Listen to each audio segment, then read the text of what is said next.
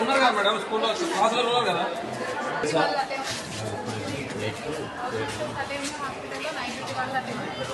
పడుకొని లేచిన మంచిగా ఇంత ఒక బాబు చనిపోయినాడు ఇక్కడ గడియలు ఎవరు లేరు మీరు అసలు కన్వర్ట్ చేయట్లేదు మీరు ఇంత రెస్పాన్సిబిలిటీ ఏంటండి నాకు అర్థమవట్లేదు మీ పిల్లలు లేరా ఉన్నారా పిల్లలు ఇదా మీరు పాటించే బాధ్యత ఇంత మంచి చెప్తాను అప్పటి నుంచి అసలు ఎంత 15 నిమిషాల నుంచి ఆ అమ్మాయి నేను ఇన్ఛార్జ్ అంటది నాకేం తెలియదు సార్ అంటది ఈయన వస్తాడు నాకు తెలియదు సార్ పైన ఉన్నా అంటాడు ఇంత ఇంత అజాగ్రత్తనా మీరు ఇంత అరాచకమా ఏం జరిగింది చెప్పండి ఇప్పుడు ఏం జరిగిందో తెలియదు బ్రేక్ఫాస్ట్ పోయినారు బ్రేక్ఫాస్ట్ తిన్నారు పొద్దున్న లేచిండ్రు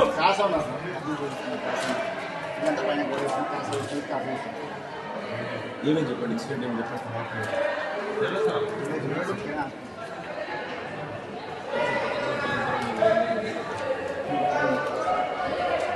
పిల్లగాని తీసుకున్నాను అక్కడ పిల్లలు తీసుకున్నాను పక్కన పిల్లలు రెండు వీళ్ళకి ఏం తెలియదు స్టాఫ్ ఇంట్రెస్ట్ లేదు ఏంది నీకు ఇప్పటికీ నేను వచ్చినాను నీకు తెలియదు ఇక్కడ ఉండేవాడిని నేనేమో ఇక్కడికి వచ్చిన అక్కడి నుంచి నీకు ఇక్కడ వరకు ఇప్పుడు ఏమవుతుందో తెలియదు నీకు ఆయన తెలియదు అంటా ఉన్నాడు ఆ అమ్మాయి నేనే ఇచ్చేస్తానండి ఆ అమ్మాయికి ఏం తెలియదు అంటా ఉంది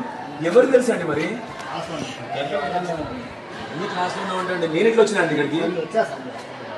మీకు కనీసం ఇన్సిడెంట్ ఏమైందో మీ స్కూల్లో తెలియకపోతే ఎట్లా అండి నాకు అర్థం అవట్లేదు కనబడుతుందా మీకు మీ అజాగ్రత్త మీకే కనబడుతుందా ఎవరికి తెలుసు మరి ఇన్సిడెంట్ ఏమైందో ఇక్కడ ఎవరితో మాట్లాడలేదు ఏం జరుగుతా ఉంది అసలు ఎవరికి తెలుసు ఇన్సిడెంట్ ఏమైందో అని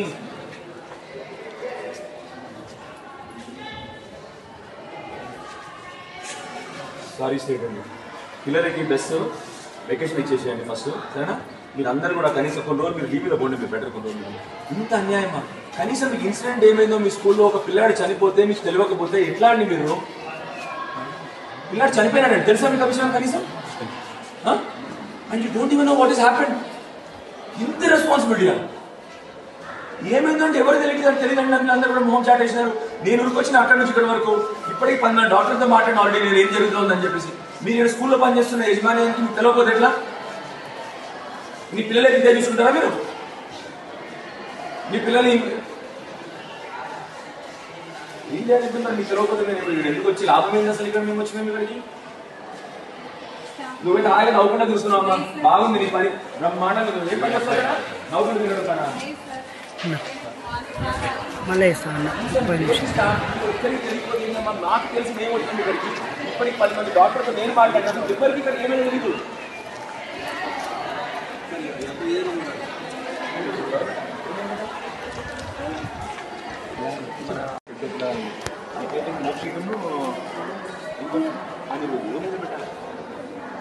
ఇద్దరు కట్టుకోకుండా ఇద్దరు సేమ్ అట్లేదన్నా ఒకేసారి లేచింది ఇద్దరు లేచింది ఇంకొకరు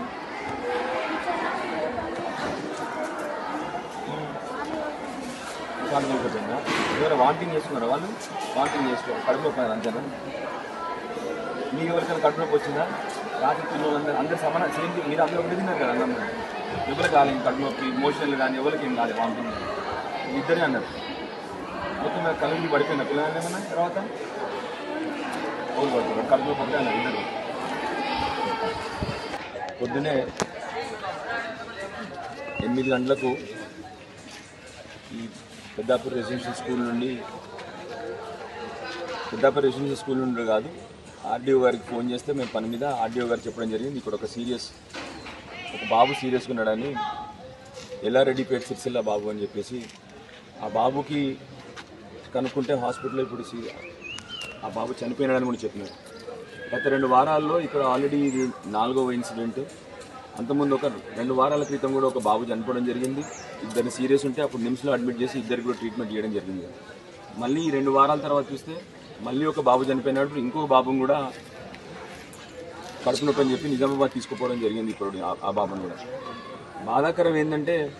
ఇక్కడ ఉన్న యాజమాన్యానికి ఇక్కడ ఉన్న స్టాఫ్కి ఎవరికి కూడా అవగాహన కూడా లేదు మేము అక్కడి నుండి వచ్చినాము కూడా ఇక్కడ స్టాఫ్ అసలు ఏం జరిగిందో అన్న అవగాహన కూడా లేదు అన్నిటికంటే బాధాకరమైన విషయం అది ఇవాళ చాలా ఇక్కడ ఉన్న యాజమాన్యానికి స్టాఫ్కి మొన్న వచ్చి వాళ్ళకి అన్నీ కూడా ఇక్కడ చూసిపోయినాము, మాట్లాడడం జరిగింది. కానీ ఇవాళ బాధాకరం ఏంటంటే రెండో ఇన్సిడెంట్ అయినప్పుడు కూడా అందరూ అదే అజాగ్రత్త, కనీసం సమాచారం లేదు, వాళ్ళకి ఏం జరిగిందో పిల్లలు కూడా తెలియని సమాచారం కూడా తెలియని పరిస్థితుల్లో ఇక్కడ యాజమాన్యం ఉంది, ఇక్కడ స్టాఫ్ ఉన్నారు ఇక్కడ. సో తప్పకుండా వీళ్ళందరి మీద కూడా వాళ్ళని రిక్వెస్ట్ చేస్తా ఉన్నాను, మీ పిల్లల్లాగా భావించి ఇక్కడ పిల్లల్ని మీ పిల్లల్లా భావించి చూసుకోవాలని రిక్వెస్ట్ చేస్తా ఉన్నాను. కనీసం ఇప్పుడన్నా నిద్ర లేవండి, మొద్దు నిద్ర లేచి కనీసం ఇప్పుడన్నా పిల్లల్ని సరే జాగ్రత్త చూసుకోవాలని చెప్పి మిమ్మల్ని కోరుతా ఉన్నాను. అట్లానే తప్పకుండా ఆ పిల్లలకు జరిగిన అన్యాయానికి ప్రభుత్వం రెస్పాండ్ అవ్వాలని చెప్పి రిక్వెస్ట్ చేస్తున్నాను.